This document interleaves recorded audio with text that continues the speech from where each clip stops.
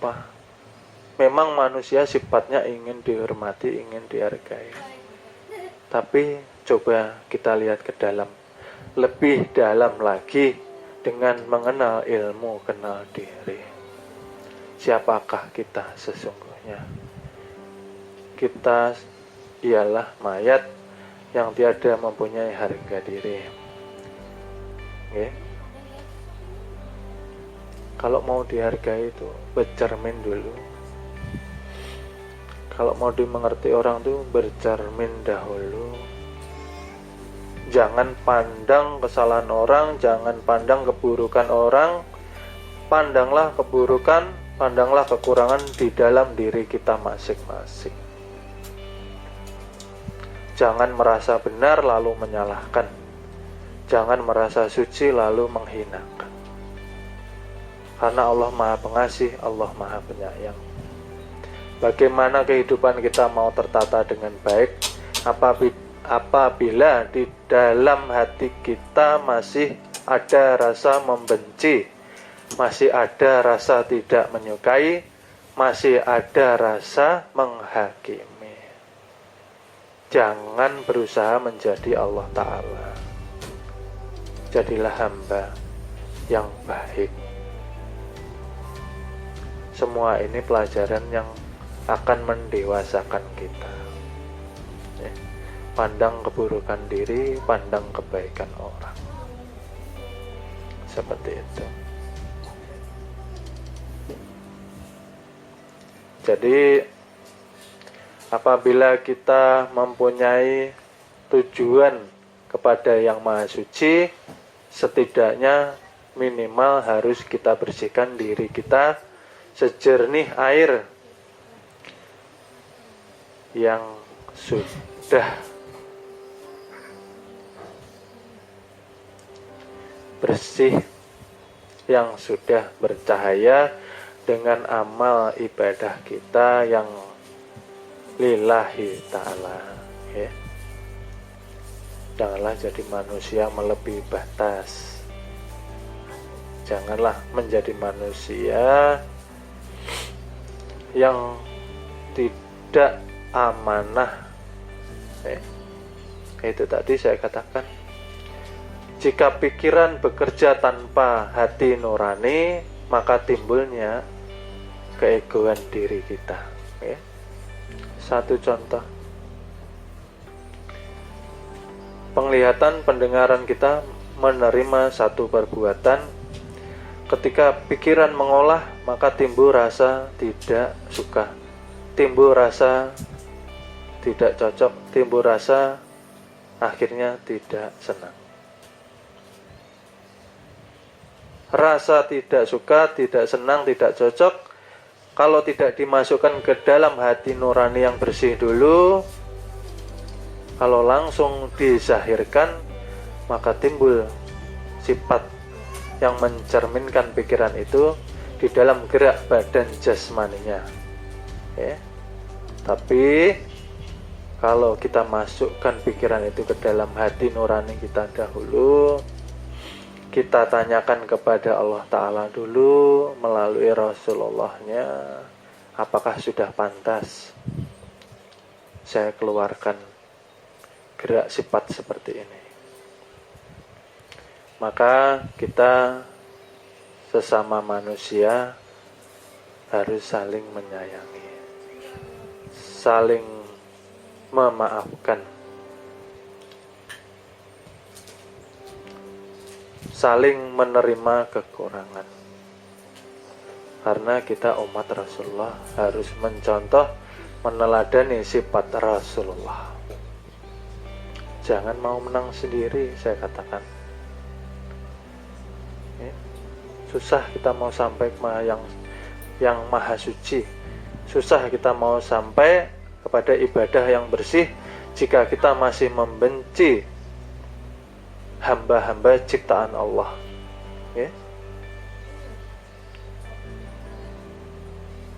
Pencuri,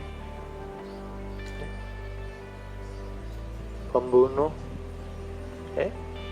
orang-orang yang dikatakan maksiat di dalam duniawi itu pun Allah masih menyayangi. Ya. Karena pintu maaf Allah Maha Pengampun, Allah Maha Pengasih, Allah Maha Penyayang. Janganlah meniru, mengikuti sifat ijazah.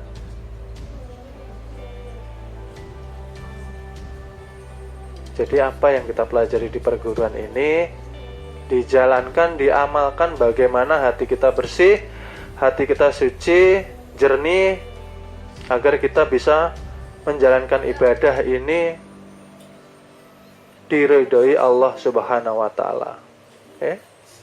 Utamakan Allah, utamakan Rasulullah, maka engkau akan diutamakan.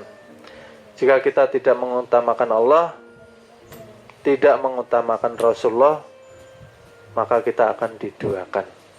Kita harus siap seperti itu. Perbaiki diri sendiri, introspeksi diri. Introspeksi diri. Janganlah suka merasa. Tapi tidak mau merasakan. Sudah diajarkan di perguruan. Jika kita melihat seseorang yang tidak baik datang kepada kita, berarti semua itu adalah kehendak Allah Subhanahu wa taala. Di sini pun kita dipertemukan atas kehendak Allah Subhanahu wa taala. Dan pertemuan itu tidak ada yang kebetulan dan tidak ada yang sia-sia. Semua mengandung arti makna pembelajaran kehidupan. Pendewasaan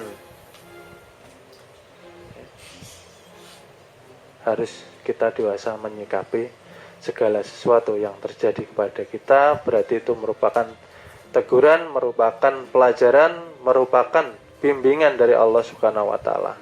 Belum tentu yang datanya tidak baik itu selalu tidak baik untuk kita. Itu merupakan cermin kepada kita agar kita lebih dewasa. Jadi gunakan ilmu perguruan, nyatakan semua yang sudah diajarkan, bahwa diri kita ini cahaya, kembalikan bercahaya, jangan engkau redupkan, jangan engkau hilangkan cahaya itu dengan sifat-sifat yang rendah, sifat-sifat yang tidak dicontohkan Rasulullah, sifat-sifat yang dijalankan para musuh-musuh Allah Subhanahu wa taala. Jalani hidup dengan gembira, dengan senang hati,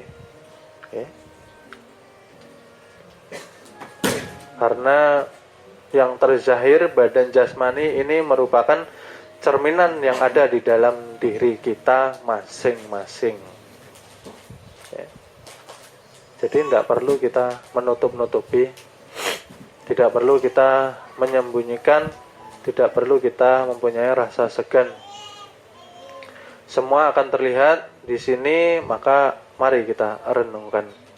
Apakah sudah benar? Apakah sudah baik yang kita jalani? Kita belajar menuju kepada yang Maha Suci. Sifat nafsu harus kita jaga, sifat nafsu harus kita kawal, sifat nafsu harus kita bimbing. Al-wamah haruslah mengembalikan sifat sejatinya, bahwa seperti bumi kita harus memberikan yang terbaik bagi seluruh alam semesta. Seperti sifat bumi harus memberikan yang terbaik untuk umat manusia. Bersifat hanya memberi, tidak mengharap sesuatu pamrih apapun. Bumi itu kalau ditanam menumbuhkan untuk manusia semua. Bumi yang kita pijak, kita beri kotoran, diam. Kita tanam yang baik juga, diam. Tapi terus memberikan manfaat bagi kehidupan manusia. Contohlah sifat seperti itu. Sifat bumi harus memberikan yang terbaik. Maka ada hadis mengatakan sebaik-baiknya manusia ialah manusia yang bermanfaat untuk orang. Cerminkan hadis itu, karena hadis itu ucapan dari junjungan Nabi besar Nabi Muhammad Sallallahu. Sudahkah kita bermanfaat untuk orang lain? Jangan mementingkan diri sendiri. Paling tidak minimal doakan orang-orang yang kesusahan. Doakan orang-orang yang belum benar di jalan Allah Ta'ala. Doakan orang-orang yang masih membutuhkan kebahagiaan dunia akhirat. Jangan mudah memponis. Jangan mudah menghakimi. Jangan mudah merasa paling benar sendiri. Allah tidak suka seperti itu. Allah itu maha pengasih, Allah maha penyayang, Allah maha pengampun. Contohlah sifat-sifat Allah Ta'ala. Karena kita diturunkan ke bumi menjadi khalifah wakil Allah yang ada di dalam dunia.